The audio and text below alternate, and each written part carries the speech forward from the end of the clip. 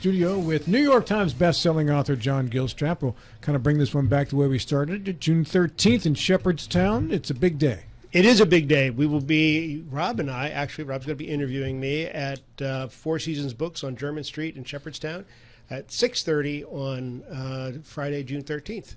6:30. 6:30. To about 7-ish. Yes. Or 7:30. These things have a creep to them. Probably 7 o'clock is probably a safer time. But it's officially at 6:30. It's a beautiful night. You know, the restaurants are going to be open, and it should be a lot of fun. Lovely. And we'll have wine and snacks. So another reason to go. Not Free necessarily booze. in that order. And we're just coming off of the headphone follies right before the we went live here with the. Yep. Yeah, yesterday when we were starting the show with Steve Catlett and Gary Wine, Bill had to help Steve Catlett get his headphones de-looped. In the next half hour, I had to help Gary Wine with his, which is the first time Gary Wine's ever needed tech help, I'm sure, with anything. Absolutely, right? yeah. It's incredible. And then just before we went on, Steve Allen started fumbling with his. Yeah, it's like, wait a second, why is this thing on flipped over? Yeah. So, Yeah, I think you set me up, is what it was. There's one elected official that I won't name him, but he gets particularly profane off the air while he's trying to get these things to work. Steve Allen and Steve Rivera from Jefferson County are here with us. Gentlemen, good morning to you. Thank you so Good much. morning. Thanks for coming in. Yep, glad to be here. We look forward to this every month. And it's nice when we can pair you up on Thursday with Gilstrap because you guys can go firefighter to firefighter on this one, right? Yep. Shared experiences. Unfortunately, but yeah. John, how many years did you fight fires? Almost 16 16? And you were also an EMT for how many? the whole time. The entire, We which were is both. how many though? The whole run. Was it 16 years for both? Yes, so? I was a firefighter and an EMT the whole time. Whatever call came in first, took the ambulance or the fire truck. Yeah. And did you deal with many flood calls in your response? We had a fair share. We had a water rescue unit. I was not qualified on it. I'm not a great swimmer, but we did have a boat that went out fairly frequently. Okay, very good. Because this is one of the things we'll be discussing today. And with all the rains we've had this last month or so, Steve, we've had situations already. Absolutely, and that's why Stephen and I are here to talk about our floods that we had. And let's flip it around a little bit to the drought side of it. Mm-hmm. We are within Jefferson County, and all of Jefferson County, all of Berkeley County are still under a moderate drought. We checked that out. Senator Darren Thorne was just kind of pointing that out. Yes. That there are still areas of drought. You need to come and look at my yard. Well, everything seems saturated to me. Well, I guess as we dig down into the dirt, you know, that's the problem we've run into. And I think Commissioner Stubblefield, or former commissioner, the Admiral, will attest to how much groundwater and so forth. And if we don't have a lot of snow or a good amount of snow, it just doesn't get down there. Now, all this stuff that's come down from the heavens right now, that's great, but unfortunately, it goes down into the gutters and into the valleys and on into the streams and washes off, unfortunately. Yeah, But, when you get a lot of rain at once, it'll wash off, especially if the land was dry. Yeah, and Stephen and I spent our time last week out looking over the area. As a matter of fact, I know he sent you some pictures of some of the flooding conditions that we had within Jefferson County. One in particular, which was amazing, was down in the, well, I'll let Steve talk about it a little bit. Yeah, so last week we had some flooding. The rain started coming down on Wednesday of last week, and everything peaked right around Thursday morning, again at different times depending on the river. So the Opequon Creek crested at 12.7 feet. Its flood stage is 10 feet. And the days prior, the Sunday, Monday, Tuesday, it was around 2.5 feet. So we're looking at 2.5 feet jumping up to around 12.7. And the Potomac and Shenandoah River followed kind of a very similar pattern there. The Potomac River crested at 23 feet, and that was Thursday morning when that crested. Its flood stage is 15 feet, and the days prior, it was around 4 to 5 feet. So that's a pretty big jump there, 4 to 5 to 23. I live along the Potomac, up above Dam 4, 80 feet above. It's a big cliff.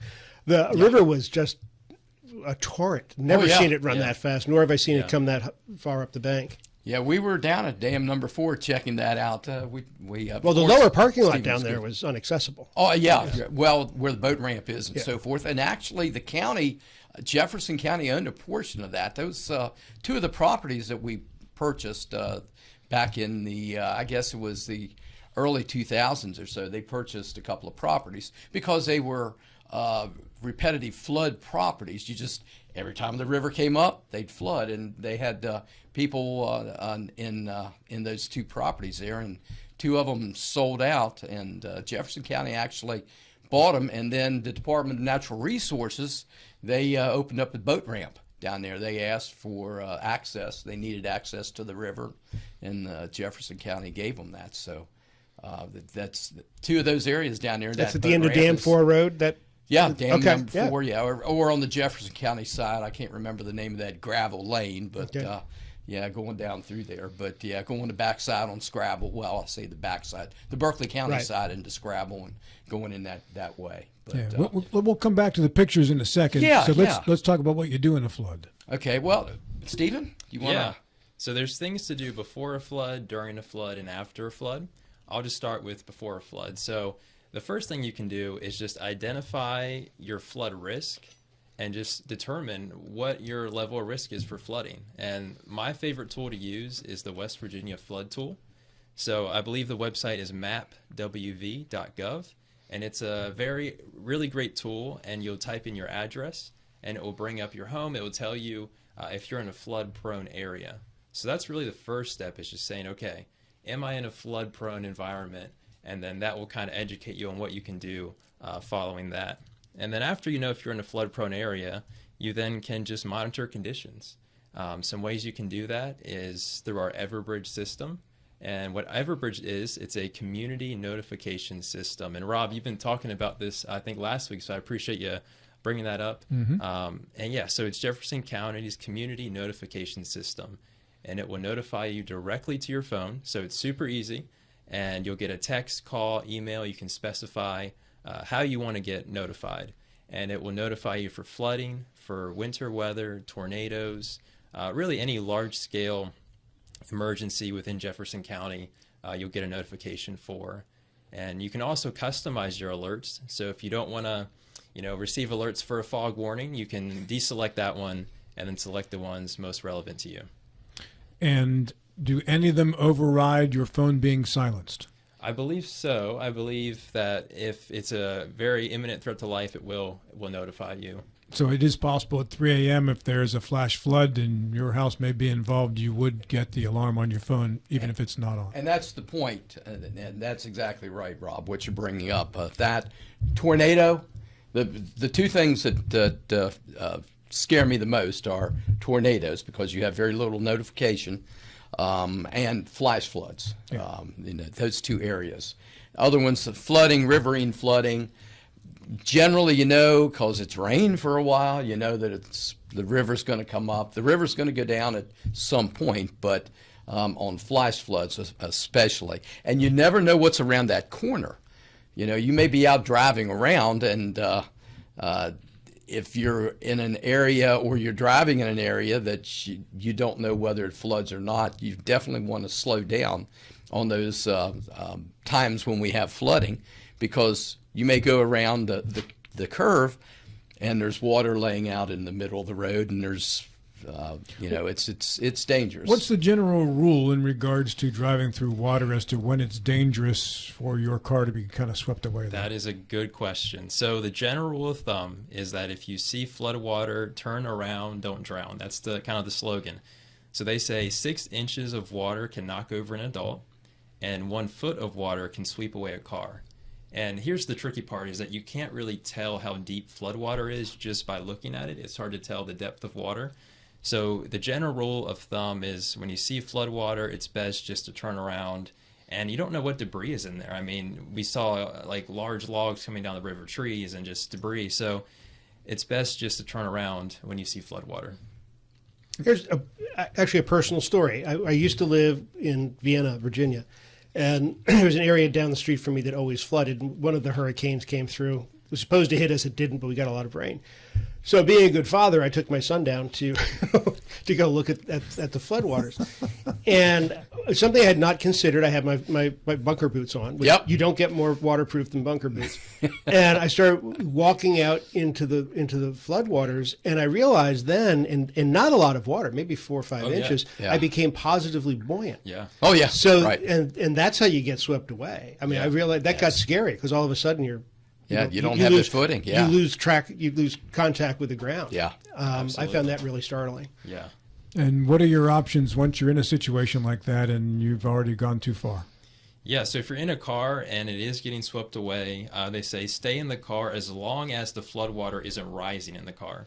So again, if the water isn't that deep, your car's just kind of moving, stay in the car. If it is rising in the car, then you want to get to the highest spot you can, which would be the roof of the car, and then signal for help. But again, the best thing to do is to turn around when you see flood water and not end up in that scenario. And we've had plenty of calls, and I imagine John has had plenty of calls where we've gone down the road and in the fire department, and in fire apparatus, and because somebody's trapped on the roof of their vehicle, they've tried to drive through the standing water and standing out in the middle on top of the roof, and of course we get our rescue boats, our water rescue boats, and go out, pick them off, and bring them back to shore. But that takes a long time. You're on the top of your car for quite a while. Oh, yeah. For that to happen. Absolutely, It's yeah. a very scary time. Actually, there was a picture. I don't know if it's one of the ones you brought or not. It was on Beddington Road near Scrabble Road. At that creek there had flooded, and there was a car that was stuck in the middle, up like midway through the windows. And I don't know the story behind it, but obviously somebody was an idiot and just and that area, Light Spears Bridge is that bridge, and of course they've redone that bridge over the last 30 years, 20 to 30 years, but even before that, we had a lot of people driving through the standing water there. You come over, coming from over where the sewage treatment plant is up in that area. So we had a lot of them through there that we have to go out and pick them up. And at that point in Berkeley County, we didn't have a boat at that point, so swim harder.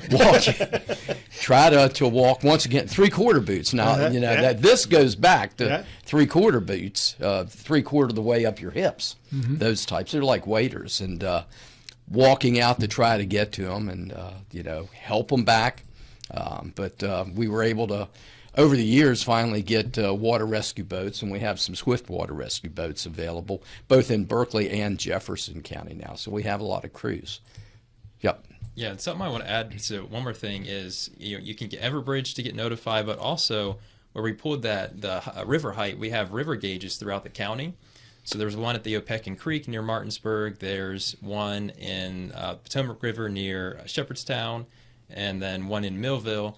And so this is public data that anyone can access, and it tells you some historical data, where it's at currently, and the projected height over the next 3 days. So if you know rain's coming, you can go to this website and just go to the National Weather Service website, and you can find it that way. I think I have the link here. It's water.noaa.gov. So if you go there, there's river gauges throughout the country you can look at, but if you zoom in on Jefferson County or wherever you live, you can identify just kind of what's coming up on the horizon with water height.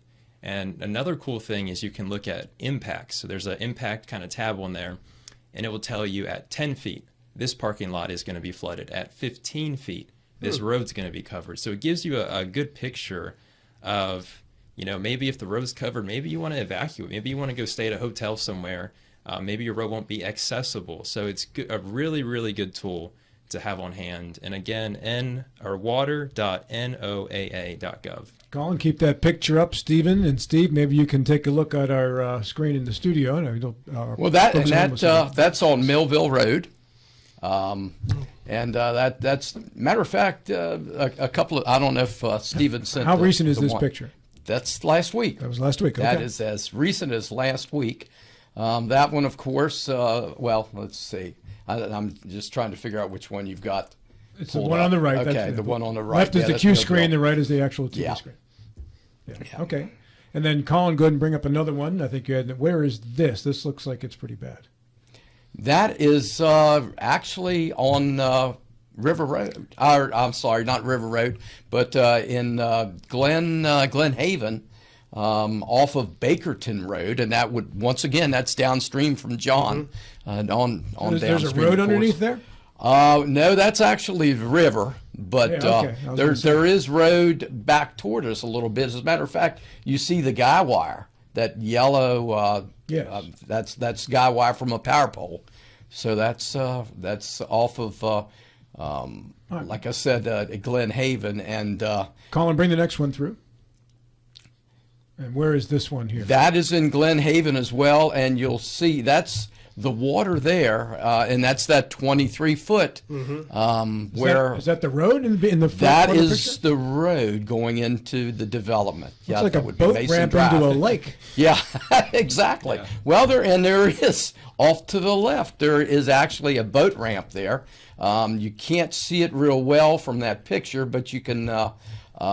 It's the water is probably a couple of feet from where the roof comes down and meets the. Yeah, you can see a roof in the back to the right. Yeah, and you got to remember that unlike a lake, this water is moving too. So That's correct. You're exactly right, John. So yeah, a lot of interesting things that we come across. The slow 15-mile-per-hour speed limit sign looks like it should apply to boats. Yeah, that could apply to boats now. But and like I said, that boat ramp that's right there, and that's one of the areas that I normally will go down early on and check the water level.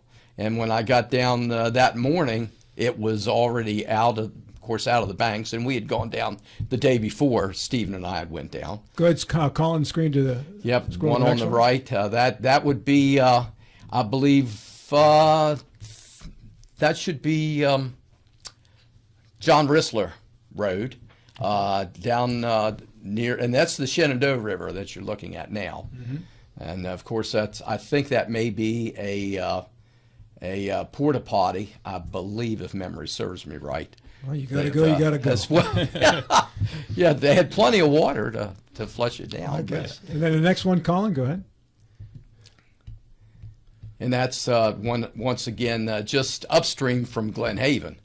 There's a small little, well, you'll call it a development. There's about 5 or 6 houses in there. And Stephen and I were there the day before, and hardly any water at all. And of course, it doesn't take very long once it gets up to that 23 foot. And it did not affect any of the homes down through there, but it was really close. Looks like it got close. Go ahead, Colin. And the people in the developments, they know the history. Generally, they know the history. They know, especially River Road, especially. They know Well, it's in the name. Yeah, River Road. Yeah, exactly. That's one of the conversations that Stephen and I had was, the names on some of the. And that looks like it is River Road, is it? Let's see. On the right, I can't tell. Take a look at the bigger picture there. That'll flip for you on the big screen monitor. Our TV audience at home will be seeing that there too. There you go. That believe yes, it may be River Road there. Not much Yeah. road left. Yeah. No, nope. But it goes right into the area where people. So would what do you be tell driving. homeowners? It rain. A lot of rain comes overnight, and you don't see this.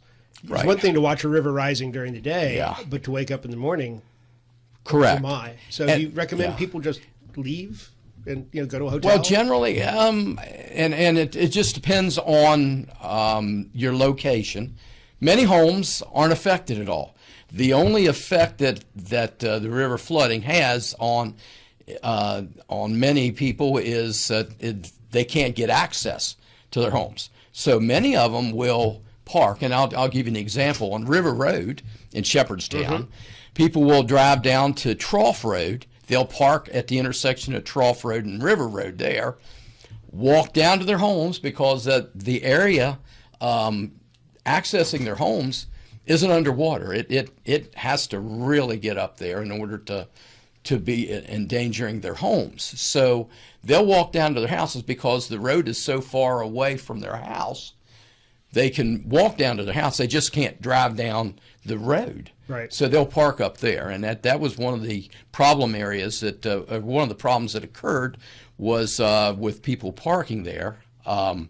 and it blocked off some of the roadway. And if you pull off the side of the road, you have to have all four wheels off the side of the road, or you're impeding traffic. So that causes some problems. So that's which is kind of a benefit for the people who would otherwise drive into the floodwater. Right? Yeah, yeah, exactly. And the road closed signs or high water signs and things like that. We had one call that we had a high water sign that was placed. Well, the complete road wasn't underwater yet.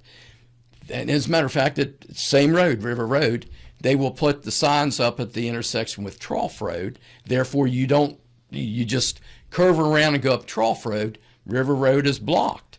Well, they put the initial signs on down River Road a little bit. Water started coming up. They had to go down, move the signs, and the Department of Highways is who controls those high water signs. Was there any damage to the roads after those waters receded, Steve or Stephen? Yeah, I mean, we drove around on Friday, and there was, limbs, debris, logs. The Department of Highways was going through cleaning up. So I think it should be good. We had, again, 4 road closures: Bloomery Road, John Rissler, River Road, and then Daly Road. So there was about 4 road closures because of the flooding. But again, we drove around and we were able to get around okay. When we drove out Friday, there were still some parts a little bit flooded, but again, it looked relatively good.